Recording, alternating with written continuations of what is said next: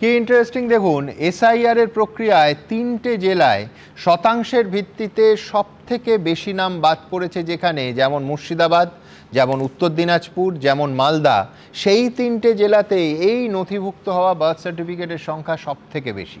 ধরুন 2025 সালের 28শে ফেব্রুয়ারি থেকে 2026-এর 14ই ফেব্রুয়ারি যখন এসআইআর প্রক্রিয়া চলছে, তখন এই নথিভুক্তকরণের যে কাজটা সেটা কিন্তু এগোচ্ছে, যত লাফিয়ে লাফিয়ে সংখ্যাটা বাড়ছে তত।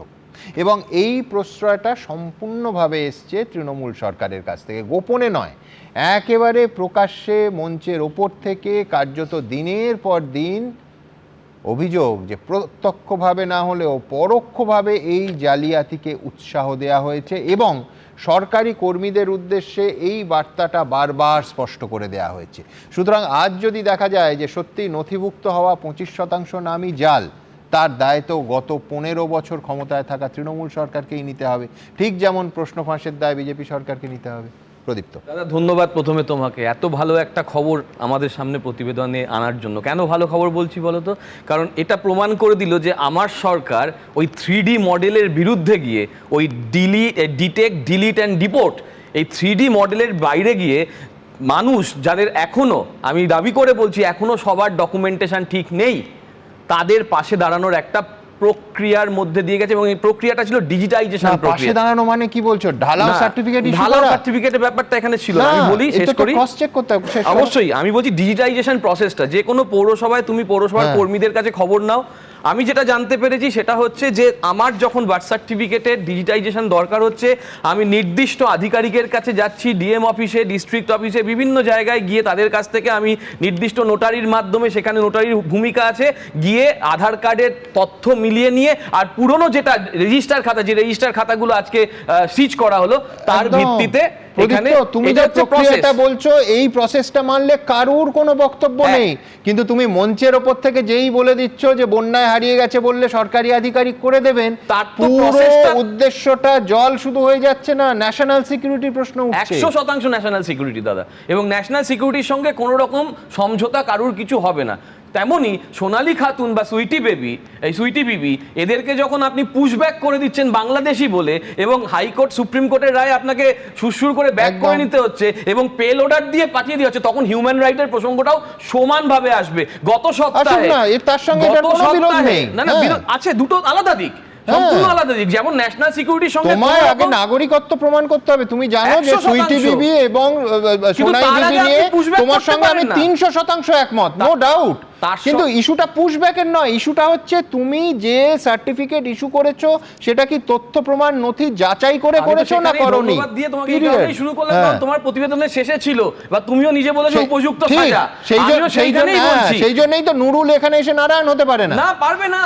এবং সেই কারণেই বলছি যে তুমি জনপ্রতিনিধির কথা বললে, মালদার এক ভদ্র মহিলা, তাকেও সুপ্রিম কোর্ট বলে দিয়েছে সে ভারতের নাগরিক, কিন্তু সেই নিয়ে আমরা দিনের পর দিন এখানে চর্চা করেছি দাদা, দিনের পর দিন। আমি আরো কত দিনের পর দিন যারা নুরুল নারায়ণ নিয়ে চর্চা করেছি, ওই উত্তর 24 পরগনা, যেটা অন্যায় সেটার সঙ্গে কোনো রকম আপোষ নেই। অন্যায় সুযোগটা কেন হলো? আবারও বলছি না, সুযোগ যে সবসময় রাজনৈতিক নেতারা দিয়েছেন তা কখনো নয়। এই জন্যই বলছি প্রদীপ্ত 25%, দাদা 25% এখনো প্রুভড হবে না। আমি বলে দিচ্ছি, শোনো না, বিকাশ বাবুকে বলছি, বিকাশ বাবুর কথাটা আমি আজকে আমাদের মুখ্যমন্ত্রীর উদ্দেশ্যে বলে দিচ্ছি যে আপনি ঠিক এইভাবে একটা তদন্ত কমিশন করুন, করে আপনি যারা যারা দোষী, যেমন সলিল বাবু বললেন, the first name of the FIR should be the leader of the house of that time erstwhile chief minister, that is Mamata Banerjee. আমি বলছি, আমিও সাপোর্ট করব স্যারের সঙ্গে সেই দিনকে। কিন্তু গোটা রাজ্য জুড়ে রেড হচ্ছে মানে তো এক, তদন্ত শুরু হয়ে গেছে। দুই হচ্ছে যে বিকাশ বাবু যে চ্যালেঞ্জটা করেছিলেন সেটা তো মমতা বন্দ্যোপাধ্যায় মানেননি। তদন্ত করে তার হয় বিকাশ বাবু ঠিক, নয় মমতা বন্দ্যোপাধ্যায় ঠিক, দুজনে একসঙ্গে তো ঠিক হতে পারে না।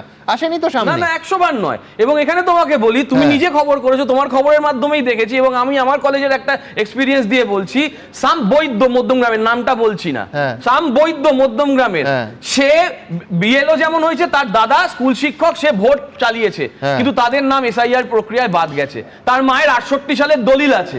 তাহলে সেই তথ্যটাও তো রয়েছে, যারা ভোট করলো আমার দেশে তারা ভোটার নয়, তারা নাগরিক নয় এখনো ওই 28 লাখের মধ্যে তাদের নাম নেমে রয়েছে। তাহলে সেই 28 লাখ কি গেল?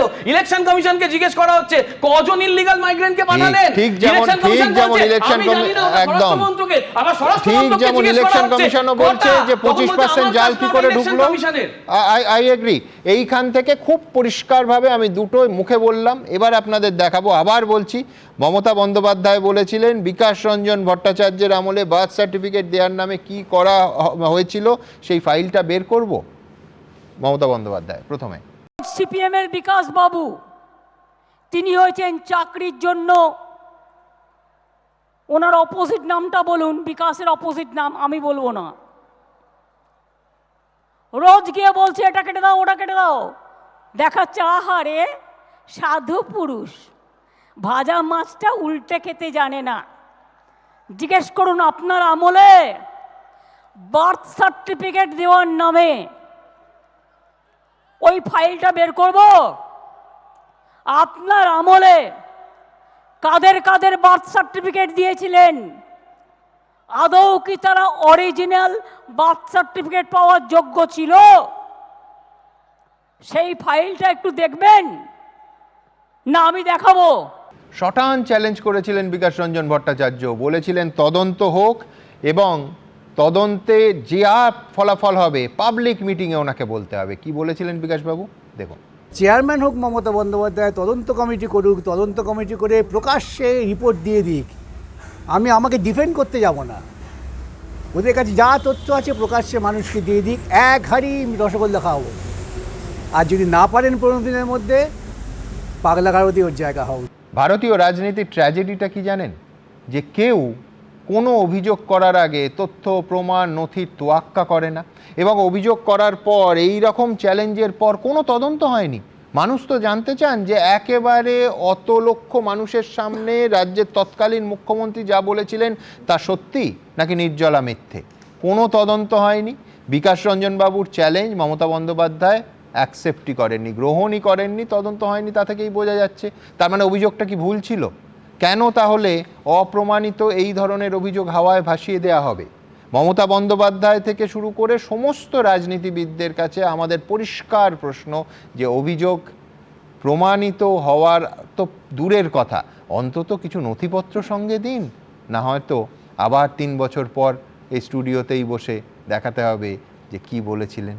এবিপি আনন্দ, এগিয়ে থাকে, এগিয়ে রাখে।